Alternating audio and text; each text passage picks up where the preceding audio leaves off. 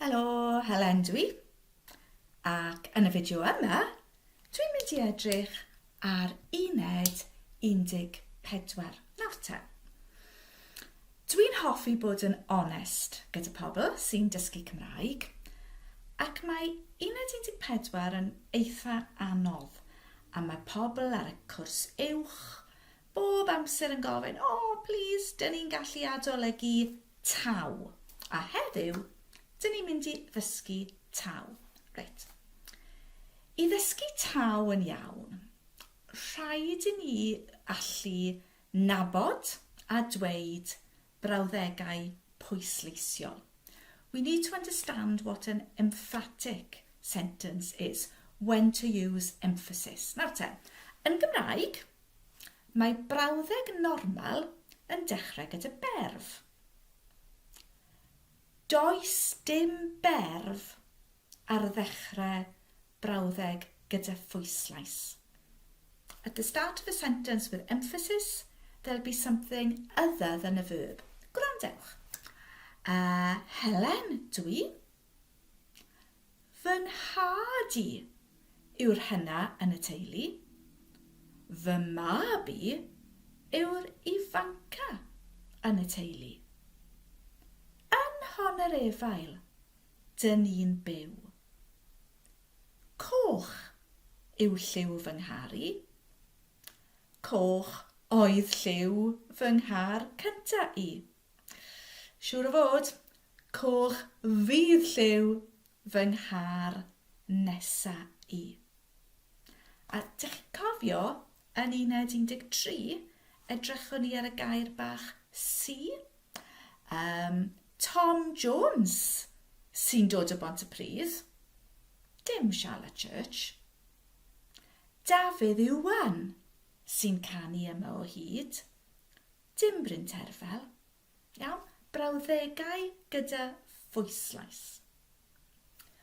Wedyn, dyn ni angen gwybod pryd i ddefnyddio bod, fel dwi'n meddwl bod, dwi'n gwybod bod, dwi'n siŵr bod. Er enghraifft, mae'r papurau yn gwybod. Dwi'n meddwl bod Strictly yn rhaglen dda. Dwi'n gwybod bod lingo newydd yn gylchgrawn i ddysgwyr. Dwi'n siŵr bod Sadwrn siarad cyn bo hir. Nawr te. Gyda dwi'n meddwl, dwi'n gwybod, dwi'n siŵr. Os bydd brawddeg gyda phwyslais, dyn ni ddim yn gallu defnyddio bod. Dyn ni'n defnyddio taw. Gwrandewch. John yw e.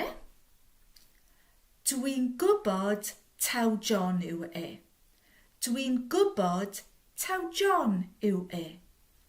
Dwi'n gwybod taw John yw e. I know that it's John. Dwi'n gwybod taw John yw e. I gael rhythm, dwedwch chi, dwi'n gwybod taw John yw e, 4 gwaith.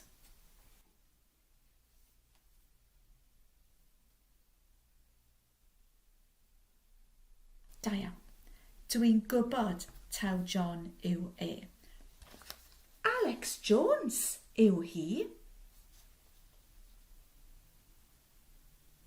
Dwi'n gwybod taw Alex Jones yw hi.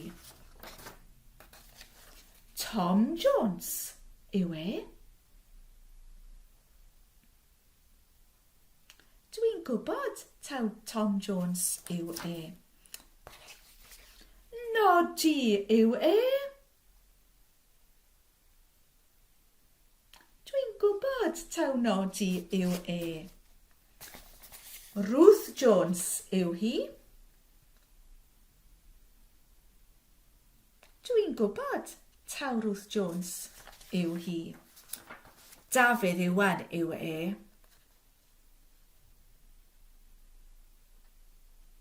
Dwi'n gwybod taw Dafydd Iwan yw e. A Gareth Bale yw e. Dwi'n gwybod taw Gareth Bale yw e. I know that he is Gareth Bale. Gareth Bale yw e, pwyslais, emphasis, gyda enw person, Helen dwi. Dwi'n gwybod taw Gareth Bale yw e. OK, mwy o frawddegau. Y tro yma, dych chi'n mynd i roi dwi'n meddwl o flaen y frawddeg. Gareth Bale yw'r gorau. I think that Gareth Bale is the best. Gareth Bale yw'r gorau.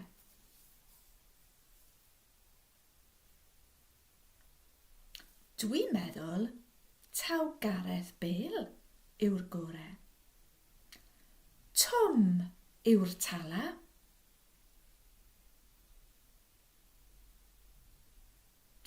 Dwi'n meddwl taw Tom yw'r tala.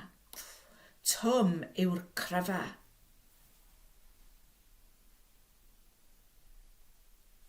Dwi'n meddwl taw Tom yw'r cryfa. Mali yw'r dala.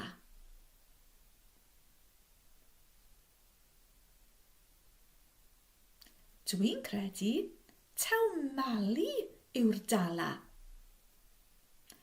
Mali yw'r gryfa.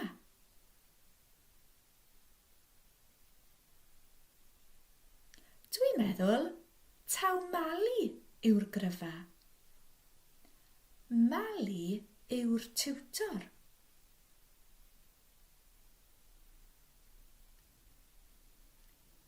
Dwi'n meddwl taw Mali yw'r tiwtor. Tom yw'r tiwtor heddiw.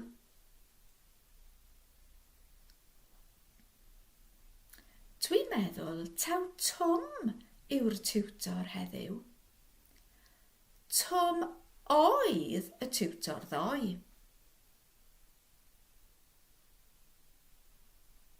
Dwi'n meddwl taw Tom oedd y tiwtor ddoe.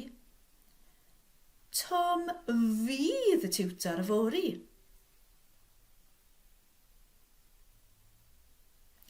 Dwi'n meddwl taw Tom fydd y tiwtor yfory. Un ymarfer arall. Yn uned 13, dysgon ni bwyslais gyda si. Normal, mae John yn mynd. Pwyslais, John sy'n mynd. So, I'm sure that it's John who's going. Dwi'n siŵr taw John sy'n mynd. Dwi'n siŵr taw John sy'n mynd. A chi, dwi'n siŵr taw John sy'n mynd. Dwi'n siŵr taw John sy'n mynd. Iawn. Should I dweud, I'm sure that it's Sian who's going.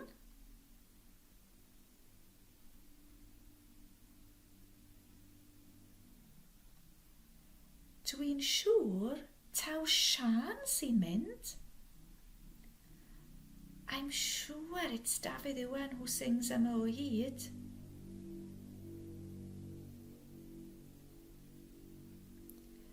Dwi'n siŵr taw Dafydd Iwan sy'n canu yma o hyd. I'm sure that it's Tom who's teaching the class.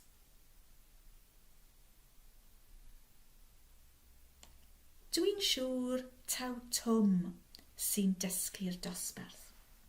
Felly, cofiwch beth wedais i ar y dechrau. Peidiwch â phoeni nawr os ydych chi ddim yn hollol siŵr am y gwaith yma. Byddwch chi'n adolygu yn uwch 1, uwch 2, uwch 3. A ydych chi'n gallu siarad Cymraeg heb ddefnyddio taw drwy'r amser. Ond, i gael recap. Os oes brawddeg gyda pwyslais, emphasis, Helen dwi, yn Honorefel dwi'n byw, fi yw'r hena yn y teulu, ac os dyn ni'n defnyddio rhywbeth, ble dyn ni angen bod, dwi'n meddwl bod, dwi'n gwybod bod, dwi'n siŵr bod, dwi'n sicr bod, gobeithio bod, wedyn, o flaen pwyslais before the emphasis, dim bod ond taw. A dyna ni wedi gorffen. Dwi'n meddwl taw dyna ni am uned 14. Hwyl fawr!